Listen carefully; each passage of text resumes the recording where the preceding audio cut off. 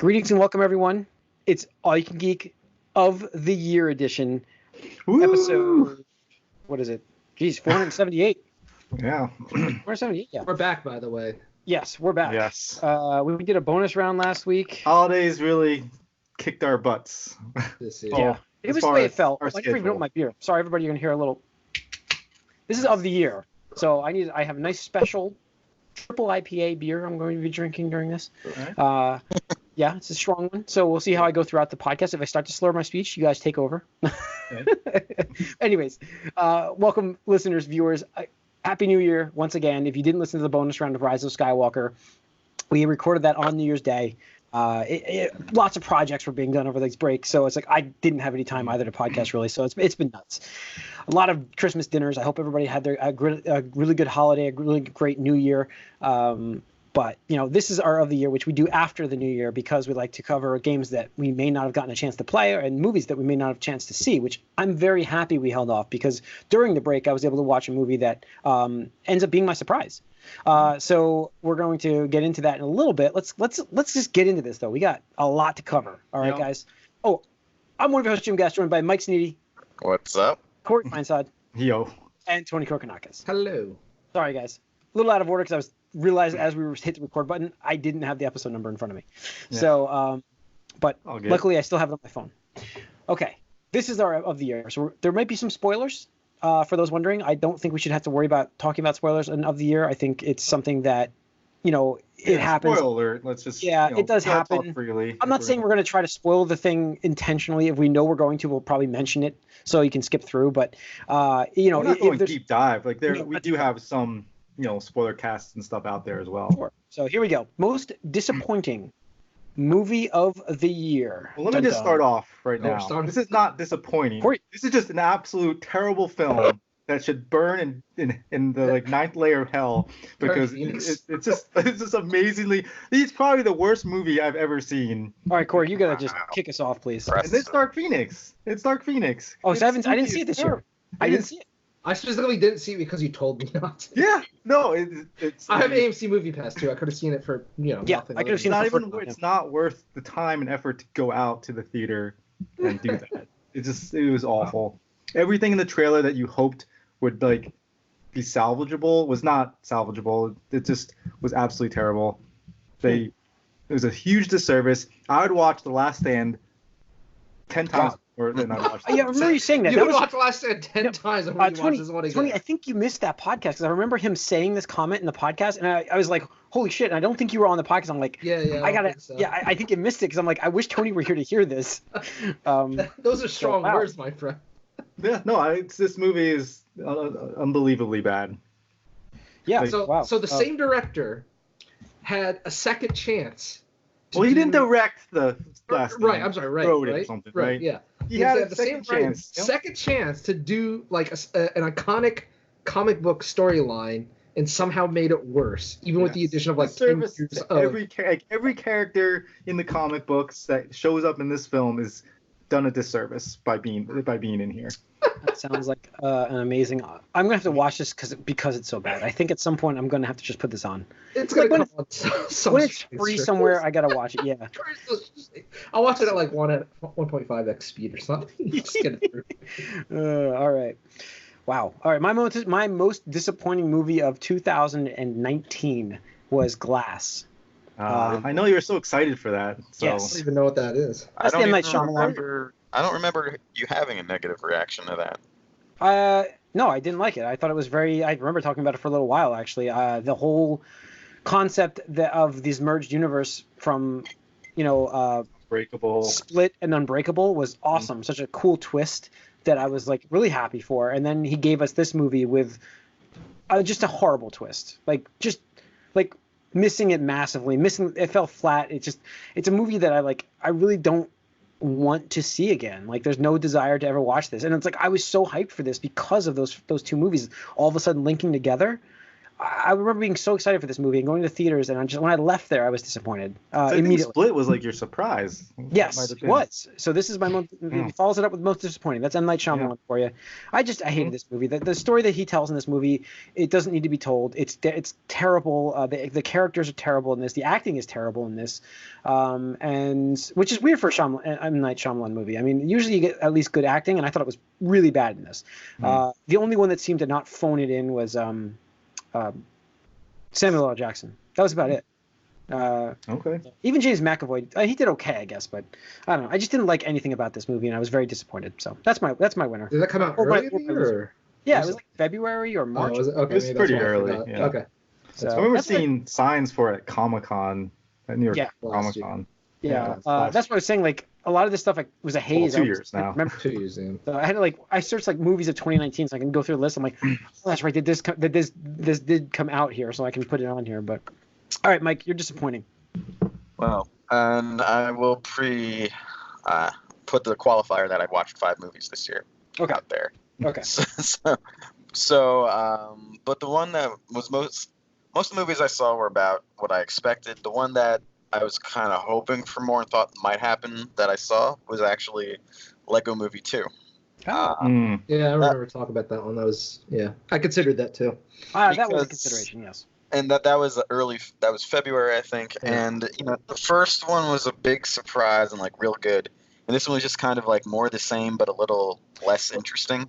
Yeah. And such far away, like we talked about kind of how it kind of seemed to miss its window of opportunity. Yeah, it was so far out for a sequel that it just, especially for a kids sequel, it's got to be cool. Again, these animated things, they take forever. This was I think they threw in all these other Lego movies in between. Yeah, too. I think the Lego Ninjago movie. Yeah, they had Lego Batman. They had those minor ones, but this one was that also sort of, I think, built the idea that this one was supposed to be Lego a main one. Yeah, the special main one. But it was just it was okay. It wasn't bad, but it wasn't. No, I could definitely understand that. I was hoping for it to be more. At all. Yeah. So I was pretty disappointed with that one. All right, Tony. Probably controversial amidst this crowd, but Rise of Skywalker was just. Yeah. I came out of that movie just feeling like, I mean, not so much angry, but just kind of cool, it's over. Can I be honest with you? I honestly, it didn't. We'll see. I'm gonna keep this a mystery where it is on my list. So, but I did read that they're releasing an extended cut, which I'm very interested in. If we actually get more of a story, because I guess the studio really rushed him to get this done. But I mean, that's fair. And I'm not saying it's on them. It's not. I'm not saying it's bad. If I turn my brain off and I just watch the pew if pew you take it out of context, it's entertaining. There's still gorgeous cinematography, CGI. Babu Freak is a new meme-worthy character on equal footing with Baby Yoda. I'd be right there with you, Tony. I mean, if I didn't see Dark Phoenix, probably Rise of Skywalker. Yeah. The only thing that I would ask is, what did you weren't too high on it beforehand, though? You kind of thought I think. No, it's not that Tony wasn't high on it. He was higher. He knew The Last Jedi was what he wanted, and he was afraid of Abrams taking over. I think more or less, wasn't it? Well, backwards. I knew there was always going to be conflict going, between one director, the next director, and back to the original director. But I had hoped, hey, because there were things that there's some continuity. Because here's the thing, I get, and I don't want to go too deep into it because it's not that podcast to go into it about, but. JJ, he loves leaving those mystery boxes. It's just ooh, what is this? It could be anything. And I get that's exciting, but it's also low-hanging fruit because in a way it's laziness. Because he's like, I'm not doing the next one. And JJ's, okay, well, you're leaving me to do this. I'll do it. Why wasn't Luke around? Ray's history, stuff like that. So Ryan Johnson was all right, well, this is my movie, so I'm going to do what I want. Mm-hmm. And instead of JJ just being okay, well, you know what? That's not what I would have done, but I wasn't doing that second movie. But, let me take what you established and build upon that then. And it just felt like half of it was at least no. By the way, Ray was really a fill in the blank and, this, that, and the other thing. It just made the second one in this series irrelevant. It's why even bother watching it now? That article I linked in our Discord talks about the studio itself had a checklist of things they wanted to make sure they reached. Sure. And that's what it felt like. That's all I kept hearing. Like Corey's saying, it felt like a checklist. And I'm like, yeah, that sounds just like that. So yeah, and you know, whatever. Yeah. It just We definitely talked about Yeah. Skywalker a lot, so yeah, it is what it is. But you know, let's get to I some think good it's stuff, guys. Yeah, let's, all right, we got the let's- bad out of the way. let's Come go on. to surprising. Jesus. Surprising, Corey. Your most surprising movie of my 2000. most surprising is Shazam. Actually, Shazam. it That was almost mine. it was very like I was almost had in my top 5, almost actually, how much I like this movie. And I think it was a really good, heartfelt, kind of like a down-to-earth, more relatable superhero film. And it's just, I really like the Zachary Levi, Shazam version that we got.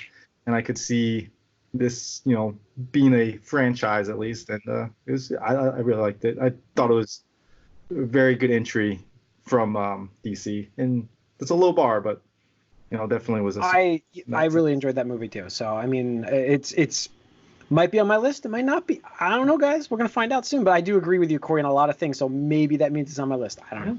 But all right. So my most surprising movie, which I think will surprise all of you guys, is Joker. You watched it. I watched it. I watched it. And you liked it. Really good. I really like the fact that this is like. No, here's the thing.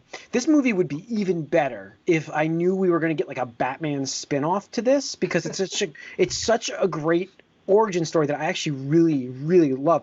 And Joaquin Phoenix did an amazing job. As good He as won the Golden Globe for it. as good as Heath Ledger. As good. Probably the only reason why, like, Heath Ledger was constrained about PG-13, whereas Joaquin Phoenix wasn't constrained by that, and I think that helps him a little bit. So it's kind of like tough to compare the two, but there's no question that he is an amazing Joker, way better than the one we got in the DC universe, way better than Jared Leto, however you would say his last name. I don't give a fuck. That's a because he was hot take, terrible. dude. That's a hot take. It wasn't too difficult to do that. Yeah, it wasn't even too difficult, but I just wish this was the Joker we got in those movies. How about that? Yeah. Like, that would be, yeah. Like he did such a great job, and it's such a tragic fall. And there's like some cool twists in this movie that I just was like, oh, they did that. That's cool. Okay. And there's no hints they're doing it, and just like it's really good. I really enjoyed it. This won't be the last I talk about it. So. Okay. Yeah, that's my surprise. Mike. Kind of wish I saw that. Missed it. My surprise was Aladdin. Did you watch Aladdin? Really? Yeah, I did. That's one of the 5. And I'm surprised that because it was better than I thought it would be. That's about it, really. I mean, it wasn't. Will Smith wasn't a bad genie. Yeah, I mean, I thought it was better than it had any right being. So. I kind of thought he would be an okay genie, but like I was happy that he delivered. But as a whole, the movie was pretty good, and it could have been a disaster. So I thought it was a bit surprising that it turned out okay. Yeah. Cool. Tony? I thought about this one for a little while, and there was a couple different answers, but I would say Detective Pikachu was surprising. Again, Okay. I just watched that today, actually. Yeah, I don't think it was good. I wouldn't say it was great, but it was good. Yeah. And I think for a video game movie, that's above average. Like you're in the upper echelon here. But the concept of it was very straightforward, but yes, it was still good. Oh, sorry. You there? I'm sorry. It was very straightforward, but it was still good. Sorry. Yeah. And I would say that the concept of doing like this half real world, half CGI with obviously the majority of the characters on screen and stuff like that was an interesting take. And Ryan Reynolds really did a good job of selling Pikachu. And it's just one of those things where like I just want somebody to edit Pikachu's lines with Deadpool's lines in each movie and just kind of like splice together and make some at least have a Pikachu mishmash. cameo or something. Yeah, exactly. I hope Deadpool 3 has a reference to him being a Pikachu or something like that. Yeah. It was. I definitely enjoyed it. I had it on today while I was doing work. Because it's something I could have on. It was not something I expected to have a deep story, and it really, like I said, it was very straightforward. But it was really cool to see. Like, I actually liked the design of the Pokemon. It was really cool to see them in like a more of a live action take. And. It was a lot. I was surprised, actually, a little, not as surprised as Joker, but I understand your point. Like, right. Yeah.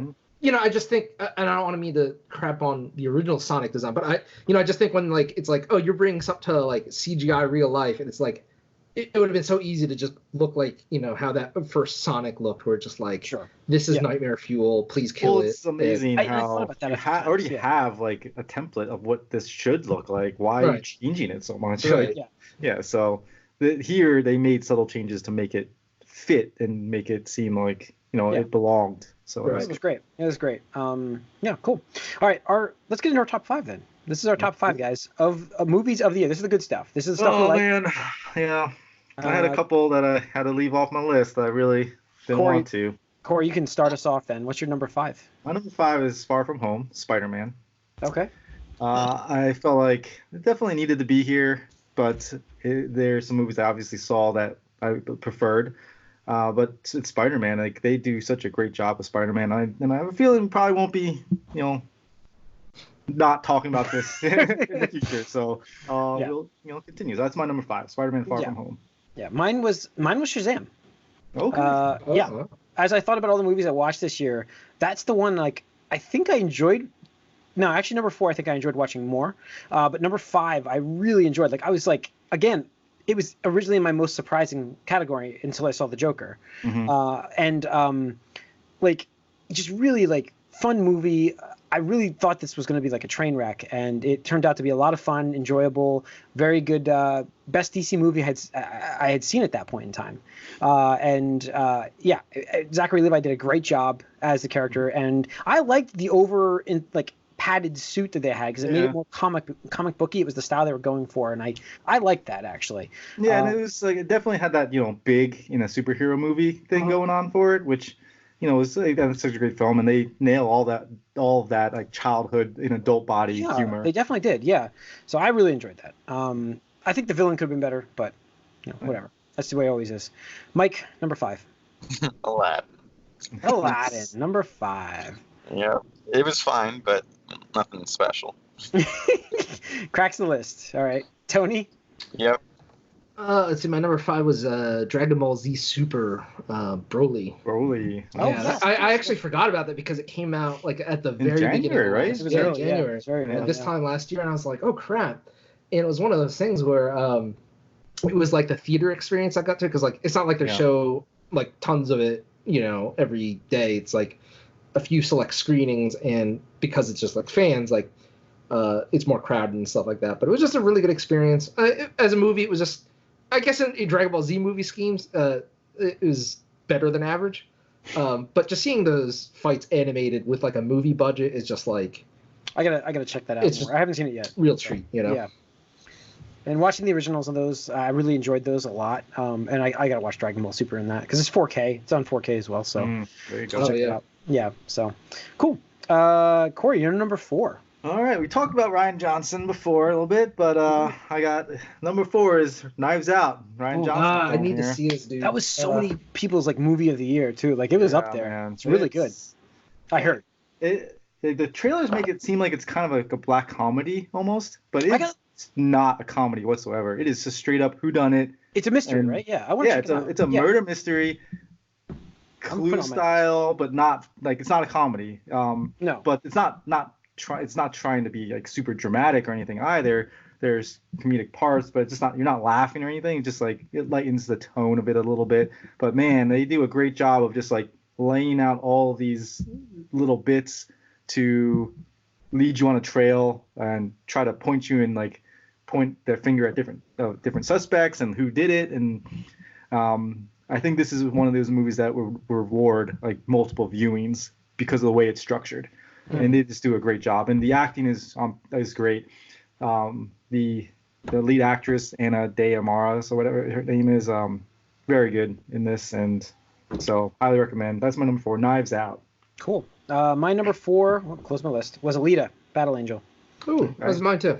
Yeah, I really, really I said Shazam I enjoyed a lot, but this was a movie during Black Friday I went out actively to try to find it, and I really wish I had pre-ordered the steel. I think there was a steelbook back then, and I didn't get it, so that's why I was well then now I'm gonna wait for Black Friday to get it, and I really this is a movie I hope it gets a sequel. I don't think it will, but I really would love to have a sequel. It's so fun. Did you see it in theaters or no? I saw it in theaters. Yeah. Oh, okay, I wasn't sure. All right. I really like. Oh wow, I definitely enjoyed this movie more than I expected because I don't know why, but I didn't expect much from it until I started. I heard some positive things about it, but I was like, I didn't really expect it to be as good as it was. And they did a great job bringing the fight sequences, everything was amazing. So for me, I mean, Tony, you're number 4 as well. Yeah. This is one of those movies that I was looking forward to for a while. I mean, ever since the first time I heard about it, and I think it was even before James Cameron did Avatar. I think it was after. He wanted to do this. A while, a long time ago. And I kept thinking okay, you're gonna do an anime movie or manga, whatever you want to call it. I was like, yeah, sure, okay. And it's like, oh yeah, and you'd always say in interviews, just time is not right yet, blah blah blah, this and the other thing. And then Avatar comes out, does record breaking prices, and now it's just oh well, we'll just give him a movie because it's he's earned it, carte blanche or whatever. But Robert Rodriguez is the director, by the way. Yeah. Yeah. Oh, okay, yeah, that's cool. But yeah, I mean, visually speaking, it's stunning. All the action sequences, the roller, the death ball, whatever they call it in the universe, I forget this. It's cool they brought some stuff that wasn't necessarily in the original. Right. Because that's the thing is, there's no way to adapt like 1-to-1. You can't do it in a 90-minute movie at all. So I like how it's still something new for the hardcore fans and still trying to be visually, or not visually, but just digestible for people who it's wouldn't know that this is anime. It's just some CGI action flick, sure, stuff like that. Yeah. No, I definitely was surprised with that. The action sequences were amazing, but I love the story too. And they really nailed that. And like you said, a 2-hour, 90-minute movie, whatever it was, they really got the story in there for what what they could fit in, and they didn't try to do too much. Right, it was the perfect amount, not too much, not too little. Granted, we all want a sequel, but they couldn't have put that in there because it was just time constraint wise. You couldn't do it. Yeah, the only thing I thought they could have is the guy who played the villain in that. I thought was going to be around a little longer, but that's okay. Yeah. So, all right, Mike, you're number 4. The Lego Movie. Nice. It was still fun. It just wasn't as good as I hoped. So, but it beat Aladdin though. Still funny. Yeah, Aladdin. I mean, Aladdin was okay. I thought that was going to be bad. Lego Movie was good, but I thought it would be great. So that's kind of where I am at with it. It still has the aspects of the first movie that were fun and entertaining. It just didn't take the next step, or it was just sort of. Yeah, that's exactly how I feel about Deadpool 2 or something like that. Where it's it's good, but just you expected a bit more. Lego Movie 1, I'd probably watch. I don't know, because that's something you could just put on the background. And I'm not saying you can't do that with the second one, but I don't know. I just don't think everything in the second one had the same, spectacle or whatever and stuff like that. But yeah. Cool. All right, Corey, you're number 3. My number 3 is Jumanji: The Next Level. That's another dude. I hate how all the a lot of movies that came out at the end of the year because I'm just so not able to go out to see movies at that. These few that I'm talking about now. We just recently saw basically last month because I had the time to actually go to the theaters and watch them. It's a really good movie. Yeah. This movie almost was my surprise of the year, just because I expected it to be pretty good, but I didn't expect it to be as good as it was. It was hilarious. It's the opposite, where it's better. Yeah, it was better, and I mean, I was in stitches. This movie, it was so good, and the crowd was good too. I saw it at 10 o'clock on a on a Sunday or Saturday or something like that, and it was full. It was pretty full too, and everybody was cracking up. So it was good crowd, still doing good for it too. Yeah, no, it was great. It was acting really was great. Yeah. I know you talked about it a little bit on the podcast too, I did. Jim. Yeah. Just getting the actors to mimic the real real life they were. people. So Danny DeVito and Danny Glover. I was it's not Donald. It's Danny Glover. Yeah. Danny. And just their personas, and obviously The Rock has already done this before, as well as Jack Black and stuff. So just seeing them embody these other people, right? Yeah, is cool. So, and then I like the fact that they take those video game tropes and it's a sequel, so everything has to get one up on the one before it. So it's not exactly the same, and they even mention that in the movies, we're just going back in the game and do the same thing again, but they actually have to one up it, and so it's cool. They definitely did a great job. And again, it was probably the funniest film I've seen this year. Yeah. My number 3 is the most probably funny-ish movie. Is Joker as number 3 for me. It would have been number 2. It was that good. I really, really thought it was a great movie. But the fact that I don't think we're ever going to get a sequel to see where this pays off to just kind of hurts the movie in my mind, because I'm a Batman fan and I want to see like that. I want to see the universe they just established with the Joker in it pre-Batman. Like, it's kind of a cool concept that I didn't think should exist last year. And I understand we railed on this movie, and that's why I think it was my surprise, because we railed on this movie so much last year. Like, it should not exist. I don't care how good it is, it should not exist. But I decided to finally watch it because I've heard so many good things. And yeah, it's just brutal too. It's rated R. It's like everything you would expect to see from the Joker. Like, yeah, he's a once, like, and that descent into madness was so gradual in this movie, to the point where you're like, oh, here he goes, and then you're like, no, not yet. He's not gone yet. Like, no, not gone yet. And then eventually just descends all the way, and it's just when he just goes full Joker, it's like he embodies that character so well. Like, it's amazing to see it, and it's just such a good payoff. That you're like, wow, that was a hell of a movie, and to the point where, Corey, I know you said you have to watch this movie. Like, I'm sorry, you said you wouldn't watch it, but you do have to watch this movie. Like, that's how good it is. You need to watch it. So yeah, that's my number 3 movie. Mike? My number 3 is Star Wars: Rise of Skywalker. And it's kind of messy and things don't hold up under very close inspection, but it was fun. There were moments I liked, and things kind of, there was things that kind of had to happen, and they did. But I mean, it's just a big event movie again. Star Wars trying to write a kind of end.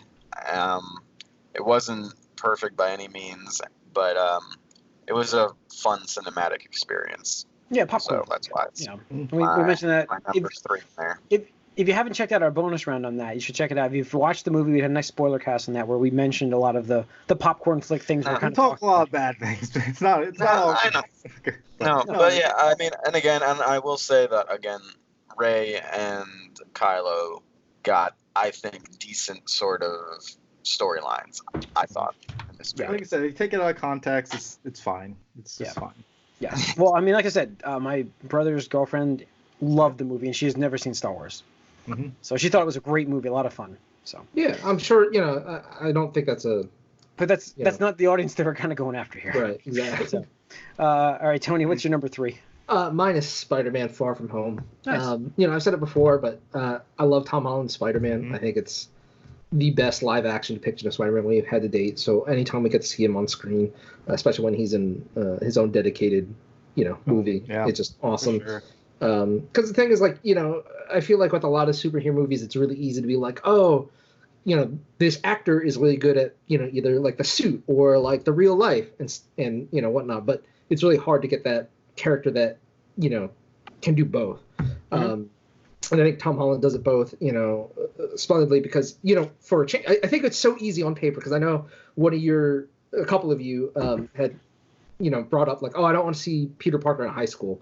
And how easily that could be just awful, like completely like the worst parts of a movie. But with Far From Home, like the whole like Euro like vacation kind of thing, I feel like it really enhanced actually the aspect of it where just like, oh, hijinks and like scheduling and I gotta sneak out. Peter Parker is that relatability where he's like, he's got a life that he wants to live, but then he's got these responsibilities that it's always been like that. That's what I love about the character. That's why I love that in the movies. So, no, here they do a great job with that. I agree, and I think his physical acting in the suit is spectacular. Yeah, absolutely. And I would say that what's his name, the villain, Jake Gyllenhaal. Mysterio. Yeah, Jake Gyllenhaal. Yeah, Mysterio. Like, again, just a perfect twist to an established villain that they haven't done before in any of the prior 5 Spider-Man movies that Sony had done by themselves. Where it's just like, yeah, okay. You think about it, it's like, oh well, it's kind of smoke and mirrors, But I mean, we live in an age where not to that degree, obviously, but like, with social media and CGI and all that stuff, it's like, well, how far off are you really from that kind of stuff? I mean, I just read not unrelated, but I read an article today about how Facebook is starting to ban what is it, those deep fake videos or something like that, where it's like, AI generating stuff like that, and it's just like, damn, like that's that's a hard, like Facebook doesn't care about jack shit, but they care about that. So it's just like, it says to me like, like rubbing my chin here. It's kind of scary to think about. But yeah, I mean, all in all, awesome movie, and I just got to thank it for even giving us just like the night monkey thing, like just worst comes to worst, just do that. And that ending, man. Whew. Oh yes. yeah, that ending. Oh god, I was so upset about the whole controversy because it's like they had like a perfect setup for what could have been an amazing, awesome, interesting third movie. It's like that was about like when I was like, we're not in the decade yet, and I know this is complete side tangent. I won't go for long on this, I promise you. But think about this decade where we got Spider-Man added to the MCU, then lost him, and then had him re-added again. It's just unbelievable. So, but yeah, and it's the best version of Spider-Man we've ever gotten, and awesome. So live action. Sorry, yes, because Into the Spider-Verse there in the No, I mean it's hard not to. It's hard to compare though. Yeah. All right, let's do this one more time. Those were the best ones, but yes. All right. I mean, you got the comics too. Yeah, that's true. So, all right, Corey, you're number 2. All right, my number 2 is a little bit of a homer pick here, but Parasite is my number 2 pick. Nice. I wanted to see that, dude. I wanted to see released all these movies that I was like, I'll get to it in the new year, like after everything. I mean, this movie, my brother-in-law went to see it, and he was like, he just was like, bored one day, and it's like, what's playing right now? This movie, I'm gonna go see it. And then he went, and it's like, he was like shocked. He's like, his mind was blown. He's like, I have to take my sister, like his wife, to see this film, like, because I need to see this again because of like I don't know what just happened. Like, this is a crazy movie. I had to see this movie. And I saw it, and I have to say, it is probably one of the most like edge of your seat, like you have to know what happens next movies. Like, I was like so tempted to just be like, what is going to happen? Like, Google, tell me what's gonna happen. Like, in the theater, like I was like, and you're so uncomfortable too, like watching this movie. It's just these floods of emotions that you feel watching this movie. I want to ask you what it's about because I don't know, but I think me not knowing anything about this movie, I should see it. Like nothing. Yeah, well, I mean, I can just say it's just a movie about like two families, like the haves and the have-nots. Oh, that's right. You said that. That's right. Yeah. Okay. So like that's I think that's fine, but just it's just such a roller coaster of emotion, and you're like kind of. And it starts slow. I mean, it definitely starts off like because you're just getting to know these people, this family and stuff, and you're like it's harmless. It's just completely harmless. But then it just spirals, and at a certain point it just pivots, and you're like, holy, just poof, it just You're like, what the heck is going on? Is that still in theaters? Sorry. It's like very limited release. I actually had to drive an hour to see this. What? Mm-hmm. Holy shit. Okay. That's dedication, man. Yeah. No, I mean, I was like, I have to see this before the movies of the year because I've seen how like. Over years, and I've seen how popular it is. And so then I have to say, like, the theater was full. It was sold, like, basically a full theater when I saw it. And the lady behind me was so funny because she was making all of, like, the typical sounds that you would, like, expect when things were happening. Like, the ooh, like, oh, my God, like, she was doing all of it. So it was kind of, like, enjoyable for that aspect as well. Just that crowd. Your experience. So yeah, Parasite. Cool. My number 2 was Far From Home. I thought about my list and I'm like, what's funny is like I forgot that movie came out this year, but I remember it. Don't forget, like I remember it. I just forgot that it actually came out this year because it's so many. It was like in the middle of summer. So yeah. Like really weird. But because of Endgame, I'm like I forgot that it was like the epilogue, and I'm like so. But yeah, that's the point. Like it's number 2 for me because it's the epilogue for Endgame, like the post, like what happens afterwards, after the blip. Wait, the blip? They say the blip in that movie. Yeah, after the blip, and I think this if he was out again, I'm affected by like future stuff, like I said with the Joker.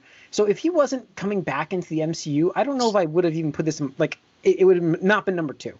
Because it gets you so excited for the future. That's so they set it up, but they set it up so much, Mike. It's a vacuum, Jim. It's a vacuum. No, you can't.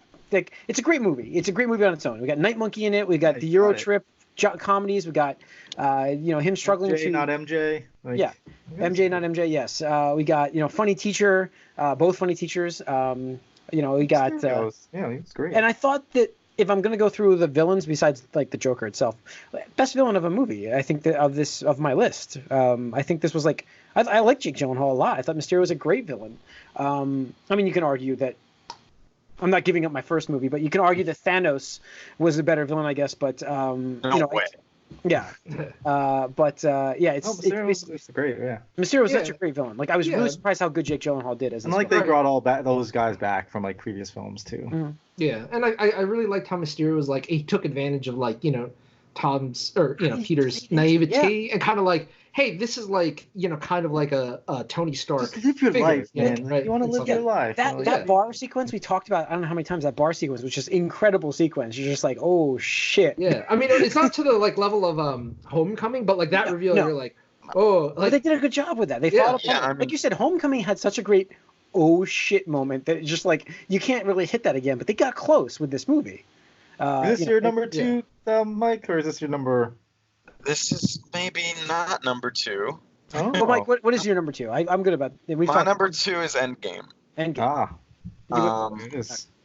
Yes, so you can guess what my number 1 is then. Yes. So Endgame.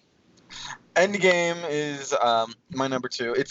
In my mind, it's very similar to Rise of Skywalker, this big event movie that, again, if you looked at things too closely, some of the stuff is kind of silly. But it's paced better, it's put together better, and I think it had a couple more great moments. I think it had bigger moments. It had better payoffs. It had better story. I mean, it paced its fan service better. Yeah, it didn't go checklist. It didn't feel like a checklist. It did a little bit, but I mean, you went to each sort of corner of the history. The recaps, yes. I think the overall story was the entire I was like a third of the movie at least, but it was still pretty good, pretty satisfying. As much as you could sort of rectify all of that together, and it worked out mostly pretty well, except I still disagree with that 5-year thing, and I'm never gonna agree with that 5-year break just to try to make a kid exist and try to manipulate your emotions more. But whatever. All right, Tony, you're number 2. John Wick 3. Okay. I did not make my list. Sorry. It was right there. It's like I was actually debating that or Spider-Man, and I was like, I gotta put Spider-Man on. Yeah. I don't know. It's weird because it just filled this it's like just pure like depravity in terms of like violence and action. Absolutely. Action. And, it's just. I know we talk about how, like, you guys are still on the Bond kick. I've been done with Bond. And when I feel like I thought about it, and I'm like, John Wick is like what I want out of like what James Bond. Sorry, James Bond had filled that vacuum. Like I don't want that from James Bond. I want James Bond to be like. Yeah, I get it. He's filling the role that James Bond has filled. It's got the fun movie. Need to be James Bond. He needs to be John Wick, and I agree. John Wick is, one of my favorite action heroes. Oh, yeah, absolutely. I mean, John Wick 1 and 2, fantastic. I disagree. Spoiler alert, 3 for me was of the decade. He's probably one of the greatest creations. It is absolutely in my decade list as well somewhere. Where it's falling, I still haven't gotten it narrowed down yet, but it's that movie is there because this movie was really good action wise. I just didn't agree with the story, but go on. That's all. Yeah, no. I mean, the story. I felt it was a bit controversial in terms of where they're taking it and everything like that. But at the end of the day, just the visuals, everything is just. Fantastic. You feel every hit. You feel every hit, every stab, every slice, everything, and just the cinematography on the. Yeah, right. Yeah, exactly. In the glass room thing was just amazing. Yeah. Yeah, it's just the dedication to the physical training and stuff these actors put themselves through to make things look more authentic was really admirable and appreciated here because it definitely it pays off because you see some of these other movies where just CGI everything. Oh, we'll fix it in post. It's like no, this is actually happening. So, yeah, I thought that was it was very enjoyable. I'm glad it's on your list because I felt really bad not having it on mine. It made somebody's list at least. That's good. Corey, your number 1 movie. I mean, I think it's your number one and Tony's number one. So Yeah. So before we No do that, way. I just want to point out the fact that as probably the biggest Star Wars fan on this podcast, I did not place Rise of Skywalker on my top 5 list. no, I mean, I am surprised by that. Yeah, I am very surprised by that. I defend the movie to say it's not a bad movie. Yeah. All of the movies I just listed were easily better than that movie. They're more fun. They're more like watchable. Watchability. Yeah, and for me, it just had to be Aladdin and Lego. Yeah. I just, it's just like that is better than those movies. Probably. I didn't see Aladdin. But if you want to say it all, I mean, it's obviously Avengers Endgame. Yeah, Endgame is our 3 at least. Yeah. And Mike's is Far From Home. Yes. Right? Yeah. So Yes. we'll cover Endgame here. Mike, you can say your piece about Far From Home. Well, for me, Far From Home doesn't have as many of the logical hiccups that Endgame does, and for me, especially with Star Wars and Endgame, I like the smaller stories. I don't like the how everything has to be about everything all the time stories. I'm kind of sick of that a little bit. I think that's ruined other storylines occasionally, and I like the smaller scale of Far From Home. I like Spider-Man more than sort of the general Ensemble. group of everyone. Yeah, Mhm. and yeah, this one, it's not quite as good as the last one, but it was my favorite movie I saw this year. And obviously I knew Mysterio was going to be a bad guy because he's Mysterio, but it was an interesting sort of character study between him. Tried to clean up a little bit of the mess of Endgame, even though it still leaves some head scratchers. But it's just a good Spider-Man movie. It sort of solidifies Tom Holland, and that ending now does. For me, going into the future, I was never worried that would stick. So Spider-Man never left, and I knew that this was going to happen, and I love that they brought back. Spoiler alert! At the very end, the J. Jonah Jameson actor, I forgot his name now. Yeah, the only one that can play J. Jonah Jameson, without a doubt. Like, I was so cool to see him at the end of that movie. But that's like a classic. Spider-Man basically gets outed, and just because near the end you're like, oh, people are liking Spider-Man too much. Yeah, everything's looking up for Peter Parker. And then it's just like, all right, this is a classic Spider-Man story now that I want to see with this version, where everything goes wrong. So not only did it picked up stuff from before, made sense of it, you got a good Spider-Man story, and now you set up for another interesting Spider-Man story in the future. So that's my favorite movie of the year, Spider-Man Far From Home. Cool. All right, ours, the other 3 we've gotten Endgame, which 10 years in the making, and it's finale of the entire arc of this Marvel MCU, like what we have had. Yeah, the Infinity Saga. Yeah, I think like you were saying, like the moments are better. There were better moments in this movie. Absolutely, were better moments. There were obviously big spectacle pieces, but then I really also like the more smaller, intimate pieces, and I really enjoyed those time travel moments where they're going back and doing the whole heist movie part of it and stealing the Infinity Stones, and just like seeing the different characters get paired up with different people, how they interact, and obviously Fat Thor is just a treasure. I mean, yeah, that was great. Yes, absolutely.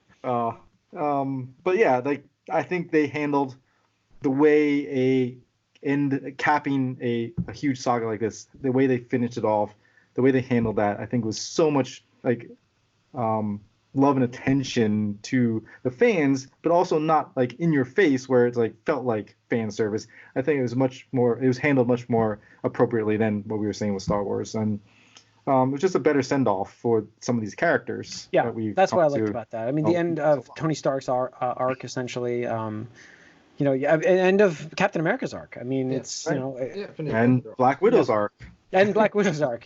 I think that for me was like, it was a more powerful moment because the last decade has been about this for me, and I mentioned Skywalker was not on this list because it's been strung out since 1979, but this was like a decade in the making, this whole saga.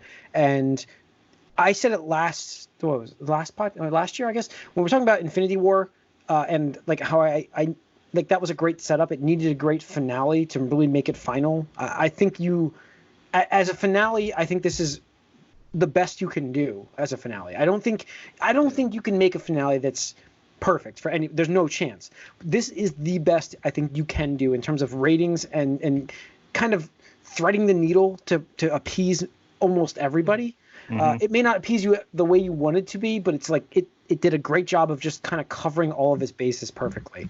So I just really thought that this was a great movie of the year for me. And I don't know where they're going now in Marvel. Like it's weird. Like where are we going this year? So it's gonna be scary. Yeah. Yeah. It's like So unknown and stuff. Yeah. Tony, but yeah, I mean, I'd agree with both of you. Like, Corey, I mean, yeah, it has the obvious big, huge spectacle, like the end battle and stuff like that. But like for me, the some of the best moments in that are just those 1-to-1 or 1-to-1-to-1 character moments. Like when anytime Tony's talking to like Pepper or his daughter, I mean, okay, sure. Names. Love you 3000. Right, love you 3000. Like that's an iconic line now. Yeah. Or when Steve Rogers goes back in time and he sees Peggy just in the window. He doesn't even directly interact with her, but that one moment just changes his entire in my opinion, if he hadn't seen that, he would not have had the ending that he had. Right. Yeah. He would not. He also realized he could go back in time and see her then too. Yeah, but I mean, and the impact it has on us as fans viewing all this too is right there with him. We're right there with him, like in his shoes, being like feeling that whole that longing as well. It's right, and I know a common and Tony opinion, with his dad too. Right, Tony with his dad. A common opinion is that like Thor was like joke and comedy, but like to me it was like sad comedy because this is like the and I've said it before, but in Infinity War, when he's talking to Rocket, he goes, "What more do I have to lose?" Thinking that he couldn't possibly feel worse than he does now. And Endgame shows that he definitely got worse because he was responsible for, half of all life being wiped out from the universe. And then when he goes back in time and he just has this guilt, he's an alcoholic, whatever, and he meets his mom, and he has an interaction with that. Like that's one of the most powerful moments in my opinion. And then when he reaches out for his hammer and it's like, yeah, jokey, like whatever, wait, give it a minute. Sometimes it takes a minute. And the hammer comes to him and he's like, I'm still worthy. And it's like Rocket's like, okay, we gotta go. Let's get the hell out of here and stuff like that. But yeah, and Jim, I would absolutely agree with you. In a year that we had Game of Thrones and Star Wars Rise of Skywalker, both hugely popular, mega popular, I would say, in terms of like breaking through over years and years, decades, of just getting into like pop culture, like just the average person, the average consumer. Everybody knows Game of Thrones now. Everybody knows Star Wars. Just to see how those properties could just not land the ending for Avengers Endgame to come out and be like, I'm not saying it's a perfect movie. I'll never say that about any movie, but it's hard for me to look at and be like, they should have done this. They should have done this. Like, I didn't like this. It's just like, it could have gone in so many worse directions, and at any point could have fallen completely on its face and just been like, fuck this movie, fuck this 10 years built up for fucking nothing, and just been like, whatever. So, yeah. Great Sunday. Yeah, that's it. That is. So, all right. That's our top lists. Do we want to do it? We could do it.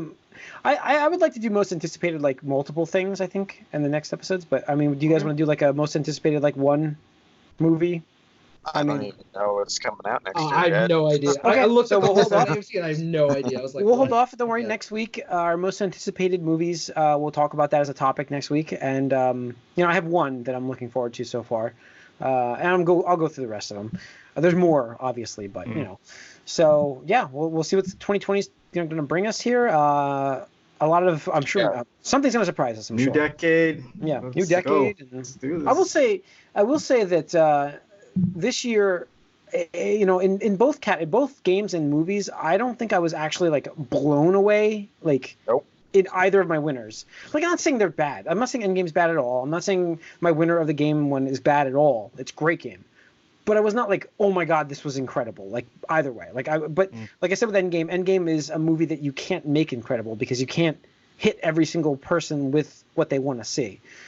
So it kind of puts it in perspective also. But So we'll see what 2020 brings and the next decade and the next set of Marvel universe, the next phase, next. And DC, as much as I'd love to give them shit, it sounds like they finally found their what works for them and stuff like that. The R-rated stuff. Shazam and Joker, and Wonder Woman. I mean, it's like that's it's 3, so that's good. Aquaman obviously is huge, so. Yeah, Aquaman was good. They've actually a few good movies in a row. Yeah, so they're on a. I'm not gonna call it a roll. Let's not call it a roll. Upward trajectory. They got 3 of the kind to go. Yes. All right, that's going to wrap up this of the year edition for our movies. Thanks for listening. You can write us podcast at allyoucangeek.net. You can follow us on Twitter, allyoucangeek, like us on Facebook. If you're watching this on YouTube, hit that subscribe button. We appreciate it. Gamecast coming up. If you haven't heard that one yet or watched it, can't wait. See you then.